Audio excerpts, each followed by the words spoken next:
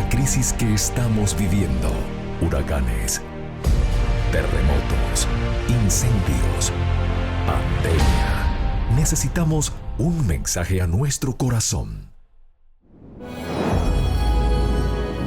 Ministerio al pequeño rebaño. Reciban un saludo de parte de su amigo el pastor Miguel Tirado.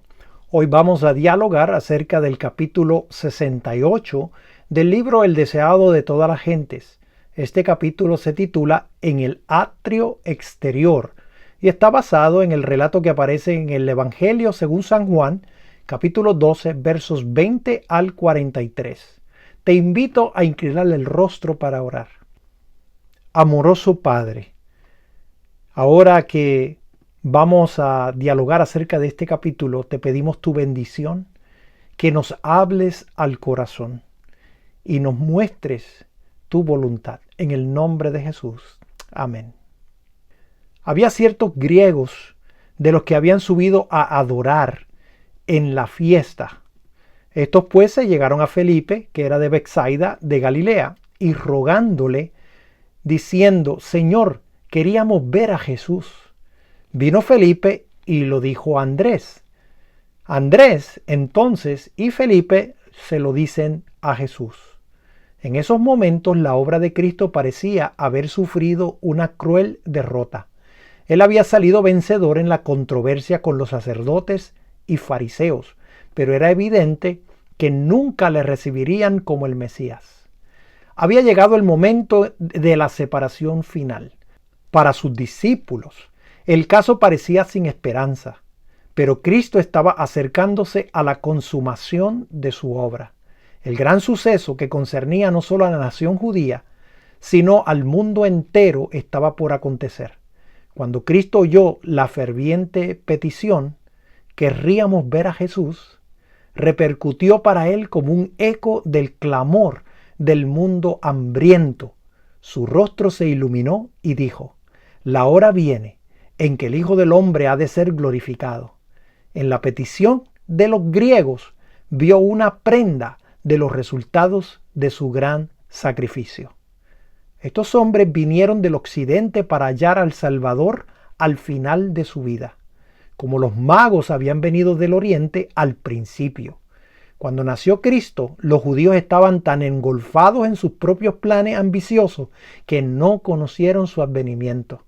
Los magos de una tierra pagana vinieron al pesebre con sus donativos para adorar al Salvador.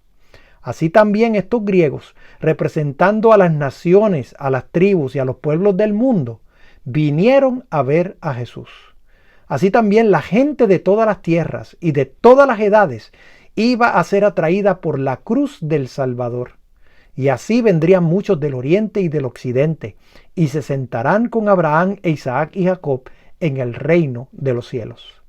Los griegos habían oído hablar de la entrada triunfal de Cristo en Jerusalén. Algunos suponían que habían echado a los sacerdotes y gobernantes del templo y que iba a tomar posesión del trono de David y reinar como rey de Israel. Y habían hecho circular ese rumor. Los griegos anhelaban conocer la verdad acerca de su misión. Querríamos ver a Jesús, dijeron. Lo que deseaban les fue concedido.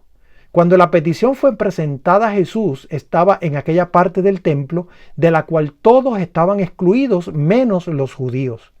Pero salió al atrio exterior donde estaban los griegos y tuvo una entrevista con ellos. Había llegado la hora de la glorificación de Cristo. Estaba en la sombra de la cruz y la pregunta de los griegos le mostró que el sacrificio que estaba por hacer traería a muchos hijos e hijas a Dios. Él sabía que los griegos le verían pronto en una situación que no podían soñar. Le verían colocado al lado del ladrón y homicida Barrabás, al que se decidiría dar libertad antes que al Hijo de Dios. Oirían al pueblo, inspirado por los sacerdotes y gobernantes, hacer su elección. Y a la pregunta: ¿qué pues haré de Jesús que se dice el Cristo?, se daría la respuesta: sea crucificado. Cristo sabía que a su reino sería perfeccionado al hacer Él esta propiciación por los pecados de los hombres y que se extendería por todo el mundo. e iba a obrar como restaurador y su espíritu prevalecería. Por un momento miró lo futuro y oyó las voces que proclamaban en todas partes de la tierra: He aquí el Cordero de Dios que quita el pecado del mundo. En estos extranjeros vio la garantía de una gran siega, para cuando el muro de separación entre judíos y gentiles fuese derribado y todas las naciones, lenguas y pueblos oyesen el mensaje de salvación. Expresó esta expectativa de la consumación de sus esperanzas en las palabras: La hora viene en que el Hijo del Hombre ha de ser glorificado, pero la manera en que debía realizarse esta glorificación no se apartaba nunca del pensar de Cristo. La reunión de los gentiles había de seguir a su muerte que se acercaba. Únicamente por su muerte podía salvarse el mundo. Como el grano de trigo, el Hijo de Dios debía ser arrojado en tierra y morir y ser sepultado para volver a vivir. Cristo presentó lo que le esperaba y lo ilustró por las cosas de la naturaleza, a fin de que los discípulos pudiesen comprenderlo. El verdadero resultado de su misión iba a ser alcanzado por su muerte. De cierto os digo, dijo, que si el grano de trigo no cae en tierra y muere, él solo queda. Mas si muriere, mucho fruto lleva. Cuando el grano de trigo cae en el suelo y muere, brota y lleva fruto. Así también, la muerte de Cristo iba a resultar en frutos para el reino de Dios. De acuerdo con la ley del reino vegetal, la vida iba a ser el resultado de su muerte. Los que cultivan el suelo tienen siempre presente esta ilustración. Año tras año, el hombre conserva su provisión de grano y arroja aparentemente la mejor parte. Durante un tiempo debe quedar oculta en el surco para que la cuide el Señor. Primero aparece la hoja, luego la espiga y finalmente el grano en la espiga. Pero este desarrollo no puede realizarse a menos que el grano esté sepultado, oculto y según toda apariencia perdido. La semilla enterrada en el suelo produce fruto y a su vez este es puesto en tierra. Así la cosecha se multiplica. Igualmente la muerte de Cristo en la cruz del Calvario producirá fruto para vida eterna. La contemplación de este sacrificio será la gloria de aquellos que como el fruto de él vivirán por los siglos eternos. El grano de trigo que conserva su propia vida no puede producir fruto. Permanece solo. Cristo podía, si quería, salvarse de la muerte, pero si lo hubiese hecho, habría tenido que permanecer solo. No podría haber conducido hijos e hijas a Dios. Únicamente por la entrega de su vida podía impartir vida a la humanidad. Únicamente cayendo al suelo para morir podía llegar a ser la simiente de una vasta mies. La gran multitud de toda la nación, tribu, lengua y pueblo será redimida para Dios. Con esta verdad, Cristo reacciona la lección de sacrificio propio que todos deben aprender. El que ama su vida, la perderá. Y el que aborrece su vida en este mundo, para vida eterna, la guardará. Todos los que quieran producir frutos como colaboradores de Cristo deben caer primero al suelo y morir. La vida debe ser echada en el surco de la necesidad del mundo. El amor y el interés propio deben perecer. La ley del sacrificio propio es la ley de la conservación. El labrador conserva su grano, arrojándolo lejos. Así sucede en la vida humana. Dar es vivir. La vida que será preservada es la que se haya dado libremente en el servicio a Dios y al hombre. Los que por amor a Cristo sacrifican su vida en este mundo, la conservarán para la eternidad. La vida dedicada al yo es como el grano que se come. Desaparece, pero no hay aumento. Un hombre puede juntar para sí todo lo posible, puede vivir y pensar y hacer planes para sí, pero su vida pasa y no le queda nada. La ley del servicio propio es la ley de la destrucción propia. Si alguno me sirve, dijo Cristo, sígame, y donde yo estuviere, allí también estará mi servidor. Si alguno me sirviere, mi Padre le honrará. Todos Los que han llevado con Jesús la cruz del sacrificio compartirán con Él su gloria. El gozo de Cristo en su humillación y dolor consistía en saber que sus discípulos serían glorificados con Él. Son el fruto de su sacrificio propio. El desarrollo de su propio carácter y espíritu en ellos es su recompensa y será su gozo por toda la eternidad. Este gozo lo comparten ellos con Él a medida que el fruto de su trabajo y sacrificio se ve en otros corazones y vidas. Son colaboradores con Cristo y el Padre los honrará como honra a su Hijo. El mensaje dirigido a los griegos, al predecir la reunión de los gentiles, hizo recordar a Jesús toda su misión. La obra de la redención pasó delante de Él, abarcando desde el tiempo en que el plan fue trazado en el cielo hasta su muerte, ahora tan cercana. Una nube misteriosa pareció rodear al Hijo de Dios. Su lobreguez fue sentida por los que estaban cerca de Él. Quedó Él arrobado en sus pensamientos. Por fin rompió el silencio su voz entristecida que decía: ahora está turbada mi alma. ¿Y qué diré? Padre, sálvame de esta hora. Cristo estaba bebiendo anticipadamente la copa de amargura. Su humanidad rehuía la hora del desamparo, cuando según todas las apariencias sería abandonado por Dios mismo, cuando todos le verían azotado, herido de Dios y abatido. Rehuía la exposición en público, el ser tratado como el peor de los criminales y una muerte ignominiosa. Un presentimiento de su conflicto con las potestades de las tinieblas, el peso de la espantosa carga de la transgresión humana y de la ira del Padre a causa del pecado, hicieron desmayar a Jesús y la palidez de la muerte cubrió su rostro. Luego vino la sumisión divina a la voluntad de su Padre. Por esto dijo: he venido a esta hora. Padre, glorifica tu nombre. Únicamente por la muerte de Cristo podía ser derribado el reino de Satanás. Únicamente así podía ser redimido el hombre y Dios glorificado. Jesús consintió en la agonía, aceptó el sacrificio. El Rey del cielo consintió en sufrir como portador del pecado. Padre, glorifica tu nombre, dijo.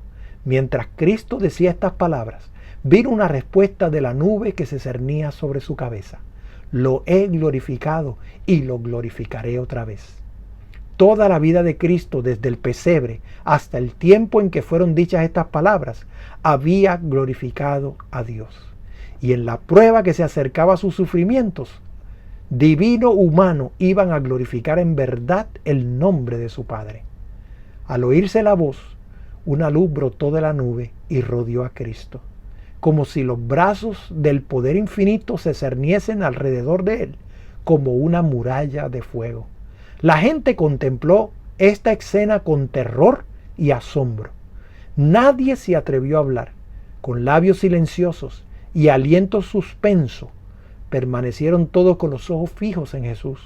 Habiéndose dado el testimonio del Padre, la nube se alzó y se dispersó en el cielo. Por el momento terminó la comunión visible entre el Padre y el Hijo. Y la gente que estaba presente y había oído decía que había sido un trueno. Otros decían: ángel le ha hablado. Pero los griegos investigadores vieron la nube, oyeron la voz, comprendieron su significado y discernieron verdaderamente a Cristo. Le fue revelado como el enviado de Dios. La voz de Dios había sido oída en esta ocasión del bautismo de Jesús al principio de su ministerio. Nuevamente en ocasión de su transfiguración sobre el monte. Ahora, al final de su ministerio, fue oída por tercera vez, por un número mayor de personas y en circunstancias peculiares. Jesús acababa de pronunciar la verdad más solemne concerniente a la condición de los judíos. Había hecho su última súplica y pronunciado la condenación de ellos. Dios puso de nuevo su sello sobre la misión de su Hijo. Reconoció a aquel a quien Israel había rechazado. No ha venido esta voz por mi causa, dijo Jesús, mas por causa de vosotros. Era la evidencia culminante de su carácter de Mesías, la señal del Padre de que Jesús había dicho la verdad y era el Hijo de Dios. Ahora es el juicio de este mundo, continuó Cristo. Ahora el príncipe de este mundo será echado fuera, y yo, si fuere levantado de la tierra, a todos atraeré a mí mismo. Y esto decía, dando a entender de qué muerte había de morir. Esta es la crisis del mundo. Si soy hecho propiciación por los pecados de los hombres, el mundo será iluminado. El dominio de Satanás sobre las almas de los hombres será quebrantado. La imagen de Dios que fue borrada será restaurada en la humanidad. Y una familia de santos creyentes heredará finalmente la patria celestial. Tal es el resultado de la muerte de Cristo. El Salvador se pierde en la contemplación de la escena de triunfo evocada delante de él. Ve la cruz, la cruel e ignominiosa cruz, con todos sus horrores esplendorosa de gloria. Pero la obra de la redención humana no es todo lo que ha de lograrse por la cruz. El amor de Dios se manifiesta al universo.